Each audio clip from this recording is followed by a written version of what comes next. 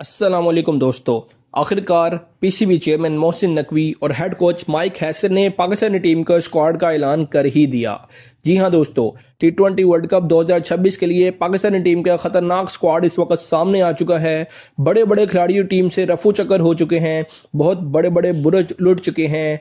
जो खिलाड़ी खुद को टीम का असासा समझते थे, जो खुद को ये समझते थे कि शायद टीम उनके बगैर बिल्कुल नहीं चढ़ सकती, तो कोच और चेयरमैन ने ऐसे खिलाड़ियों को सीधा घर भेज दिया है। यूं समझ लीजिए कि पूरे स्क्वाड के ऊपर झाड़ू फेर दी गई है। तकरीबन 200% किक आउट कर दिया गया है उन बड़े नामों को जिनके बारे में आप कहा करते थे कि यही तो स्टार बनेंगे। फाइनली वो नाम आज टीम से बाहर हो गए हैं और कोच ने साफ लफ्जों में कह दिया है कि मुझे यही खिलाड़ी चाहिए, वरना आप ट्रॉफी उठाने का ख्वाब भी नहीं देख सकते। मतलब बात समझ में आ रही है ना, इन खिलाड़ियों के बगैर गुजारा नहीं है। तो फाइनली नाजरीन, वो कौन से खिलाड़ी हैं जो टीम में आ चुके हैं? पाकिस्तानी टीम की मुकम्मल स्क्वाड भी सामने आ गई है। बहुत सब्र किया गया, लेकिन जब स्क्वाड आया तो धमाकेदार स्क्वाड आया। इस बार सिलेक्शन वाकई मजे करा देने वाली है। आइए जानते हैं पाकिस्तानी टीम का मुकम्मल स्क्वाड, किन खिलाड़ियों की टीम से छुट्टी हो चुकी है और किन की मजीद हो सकती है। दोस्तों, अभी भी टीम दो ऐसे नाम टीम के अंदर यानी कि मौजूद है जिन्हें आखिरी वार्निंग दी गई है कि जनाब ऐसा ना हो कि आपको भी दोबारा स्क्वाड से बाहर निकाल दिया जाए और ऑस्ट्रेलिया वाली सीरीज आपकी आखिरी सीरीज हो। वो कौन से बड़े नाम हैं? इनमें एक बहुत बड़ा नाम भी शामिल है। यूं समझ लीजिए कि एक ब्रांडेड खिलाड़ी इसके अंदर शामिल है। आइए जानते हैं किन किन खिलाड़ियों की टीम में जो है ना जगह बनी है, किन को धमकी मिली है और पाकिस्तानी टीम का मुकम्मल स्क्वाड क्या है। वैसे नाजरीन, इस बार लाइक तो बनता है जिस तरीके से माइक हैसन और खास तौर पर chairman PCB Pakistan cricket team के लिए काम कर रहे हैं। हर महाज पर कोशिश की जा रही है कि पाकिस्तान को फतुहात दिलाई जाएं। ये बात अलग है कि पहले टीम में कुछ सिफारिशी खिलाड़ी मौजूद थे जिनकी वजह से हम हर बार किसी ना किसी बड़े टूर्नामेंट में जलील होते थे, लेकिन अब ऐसा लग नहीं रहा। सबसे पहले 19 सिफारिशों की छुट्टी हुई है। आइए स्क्वाड जान लेते हैं, मुकम्मल तफसीलात आपके साथ शेयर करते हैं। तो आपने वीडियो को शुरू से लेकर आखिर तक लाजमी देखना है। और वीडियो में आगे बढ़ने से कबल आप सब दोस्तों से सिर्फ इतनी सी दरख्वास्त है कि आप जिस जगह, जिस शहर और जिस मुल्क से भी ये वीडियो देख रही हैं, उसका नाम कमेंट सेक्शन में जरूर लिखिएगा ताकि पता चल सके क्रिकेट शायकीन दुनिया में कहां कहां मौजूद हैं। तो नाज़रीन, सबसे पहले बात करते हैं पाकिस्तान के मुकम्मल स्क्वाड की। और नंबर 1 की बात की जाए तो यहाँ पर नाज़रीन कप्तान नंबर 1 पर मौजूद हैं सलमान अली आगा, जिन्हें टी20 वर्ल्ड कप के लिए पाकिस्तानी टीम की कप्तानी की जिम्मेदारी सौंप दी गई है। और ये फैसला बज़ाहिर कुछ लोगों को हैरान जरूर करेगा, लेकिन अगर पिछली 3-4 या उससे भी ज़्यादा इनिंग्स देख ली जाए और सीरीज भी देख ली जाए तो आगा सलमान ने खुद को एक मैच मेकर साबित किया है। लंबी इनिंग्स नहीं खेलते, लेकिन जो भी रन्स बनाते हैं वो बड़ी ही तेजी से बनाते हैं। 180 से 200 के स्ट्राइक रेट के साथ बैटिंग उनकी एवरेज चल रही है और टी20 में यही चीज़ तो असल होती है। सबसे बड़ी बात यह है कि नाज़रीन, आगा सलमान ने लीडरशिप में भी बहुत मैच्योरिटी दिखाई है। अपने नंबर को टीम के लिए कुर्बान किया है। टीम बैलेंस बनाने में उन्होंने बड़ी जो है ना कोशिश की है और उसको तरजीह दी है, और यही क्वालिटी कप्तान को एक बहुत बड़ा कप्तान बना देती है। नंबर 2 पर नाज़रीन सुफियान मुकीम।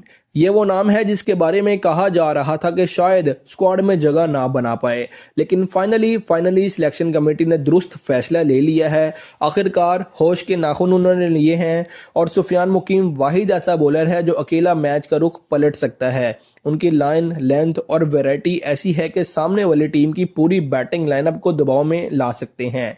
मसला सिर्फ ये था कि वो बैटिंग नहीं कर सकते थे और हम इसी सोच में बार बार अपनी टीम कमज़ोर करते रहे। अब साफ पैगाम है, बैटिंग सबसे नहीं करवानी। जिसका काम बॉलिंग है वो बॉलिंग करेगा और जिसका काम बैटिंग है वो बैटिंग करेगा।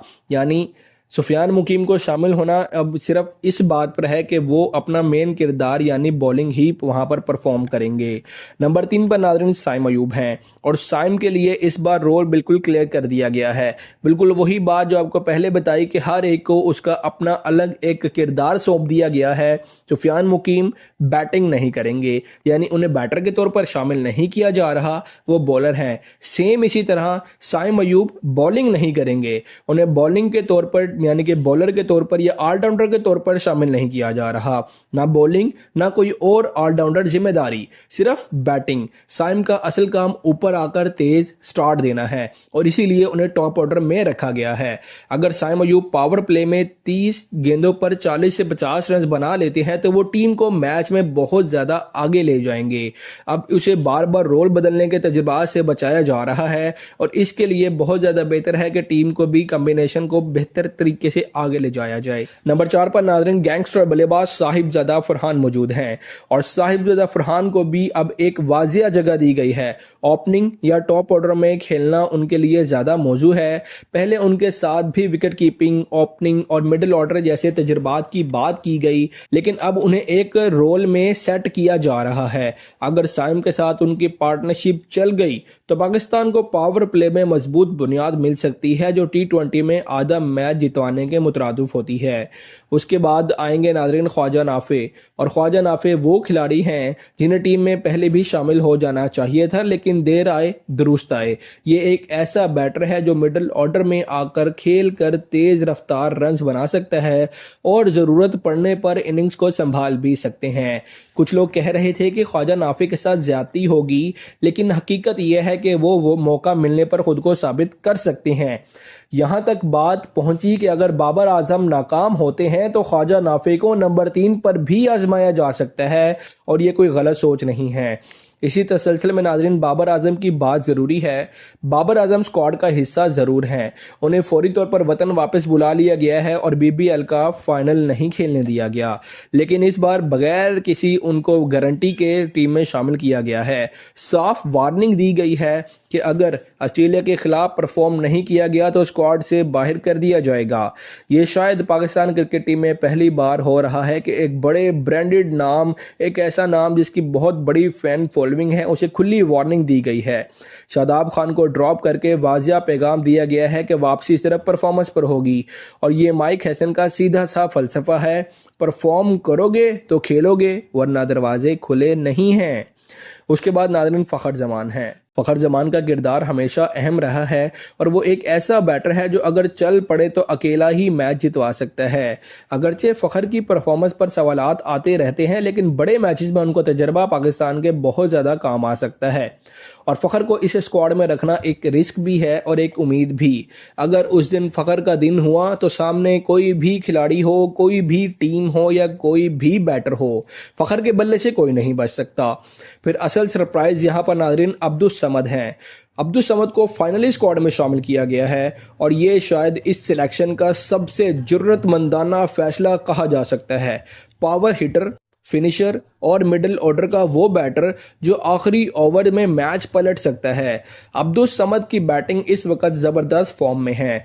उनके छक्के, उनकी इंटेंट सब के सामने हैं और वो मीडियम फास्ट बॉलिंग भी कर लेते हैं, लेकिन असल ताकत उनकी बैटिंग है और यही पाकिस्तान को इस वक्त दरकार भी है इस नंबर पर। उसके बाद नाज़रीन मोहम्मद नवाज एक मुकम्मल ऑलराउंडर हैं जो बैटिंग, बॉलिंग और फील्डिंग तीनों में टीम को बड़ा ही ज़बरदस्त बैलेंस फ्राहम करते हैं। नंबर 7 या 8 पर आकर तेज रन्स बनाना और 4 ओवर्स में कंट्रोल्ड बॉलिंग करना, ये नवाज की सबसे बड़ी खूबी है। उनकी मौजूदगी से टीम में इस्तेहकाम आ जाता है और यही वजह है कि वो मुसलसल स्क्वाड का हिस्सा बने रहे हैं। उसके बाद नाज़रीन नसीम शाह शामिल हैं और नसीम की परफॉर्मेंस पर सवालात ज़रूर उठते हैं, ख़ास तौर पर इंजरी के बाद, लेकिन हालिया लीग्स में उन्होंने बड़ी ही ज़बरदस्त वापसी करके दिखाई है। उनकी रफ्तार भी वापस आ गई है और उनके अंदर कंट्रोल भी आ गया है। अब असल इम्तहान बड़ी टीमों के खिलाफ होगा। अगर नसीम वहां चल गए तो पाकिस्तान की फास्ट बॉलिंग को एक नई जान मिल जाएगी। फिर आते हैं नाजरीन शाहीन शाह अफरीदी, पाकिस्तान के प्रीमियम फास्ट बॉलर जिससे सबसे ज़्यादा उम्मीदें वाबस्ता होती हैं। शाहीन एक तवील अरसे से इसी वर्ल्ड कप की तैयारी कर रहे थे नई गेंद से विकेटें लेना, डेथ ओवर्स में यॉर्कर्स करवाना और बड़े मैचेस में दबाव बर्दाश्त करना, ये सब शाहीन शाह अफरीदी की ताकत हैं। और अगर वो अपनी पुरानी रिदम में आ गए तो पाकिस्तान का बॉलिंग अटैक मजबूत ही नहीं बल्कि यूं कह लें खतरनाक हो जाएगा। उसके बाद नाज़रीन इब्रार अहमद को शामिल करके स्पिन डिपार्टमेंट को जो मजबूती दी गई है उसका तस्वर नहीं किया जा सकता। उनकी वैरायटी और गैर मुतवक्का बॉलिंग T20 में बहुत ज़्यादा कारआमद साबित हो सकती है और ख़ास तौर पर मिडिल ओवर्स के अंदर। फिर नाज़रीन शामिल हैं फ़हीम अशरफ और ऑलराउंडर के तौर पर उनको शामिल किया गया है जो फास्ट बॉलिंग के साथ नीचे आकर बैटिंग भी कर सकते हैं और बड़े मैचेस में उनका तजर्बा टीम के लिए बहुत ज़्यादा कारआमद साबित हो सकता है। उसके बाद नाज़रीन फास्ट बॉलर सलमान मिर्ज़ा, वो भी स्क्वाड का हिस्सा हैं, लेकिन कह रहे हैं कि फास्ट बॉलिंग कमज़ोर है। लेकिन अगर ये बॉलर्स फॉर्म में आ गए तो फिर यही अटैक दुनिया का सबसे ख़तरनाक अटैक भी हो सकता है।